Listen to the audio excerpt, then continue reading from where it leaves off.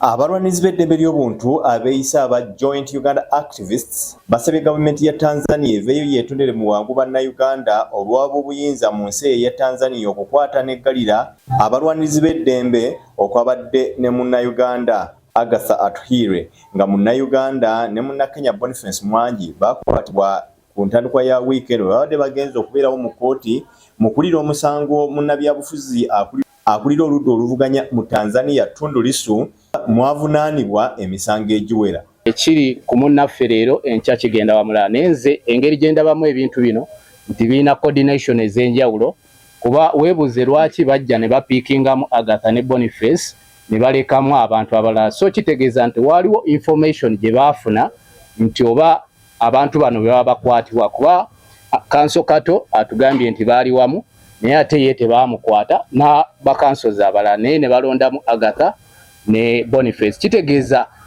kyali coordinated okuva either Uganda oba okuva abantu wonna nga balina okukwatibwa mu Tanzania.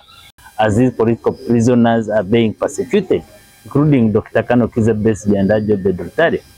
In the same spirit, we moved from different countries and we found ourselves in Tanzania, also being solidarity with a friend and our comrade who is politically persecuted, Honorable Tundu Lissu.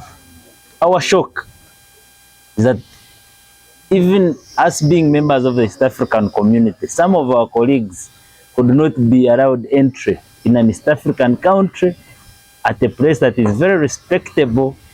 Abalwanirizi b'eddembe bano bagamba abantu bano bakwatibwa mu bukyamu ne batulugunyizibwa byansuso nga kyetaagisa gavumenti ya Tanzania eveeyo ebeetondere bannakenya ne bannayuganda.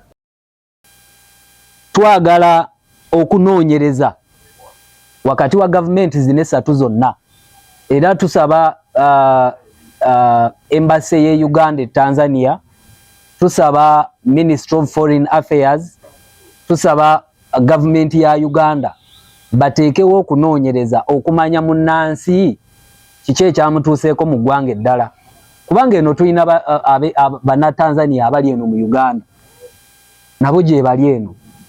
Twagala gavumenti ye Kenya etandika okunoonyereza ku ki ekyatuuse ku munnansi Boniface. Nga abantu bano bagamba ebyatuuse ku Agatha Atuhaire ne Mwangi Boniface binakuwaza era ne basaba gavumenti ya President Samia Suluhu eyabakutte ate baliyirire olw'okutyoboola n'okubatulugunya mu bukyamu. That when Kizza Besigye is abducted from Kenya, he is illegally repatriated back in Uganda and everything else continues normally. That when a Ugandan citizen is abducted and tortured in Kenya, we don't see the president of Uganda being concerned. The only thing we saw is that General Muhoozi tweeted the following day praising the president of Tanzania, having had the news of these people's torture. But I am also very glad of the ambassador in Tanzania who stood his ground and wrote to the authorities asking about the whereabouts of Agatha and Boniface. We buzibidde leero nga Agatha Atuhaire ayimbuddwa nga kigambibwa yasuuliddwa ekiro ku nsalo ya Uganda ne Tanzania kyokka ono kikakasiddwa nti atuuse ewuwe we tukole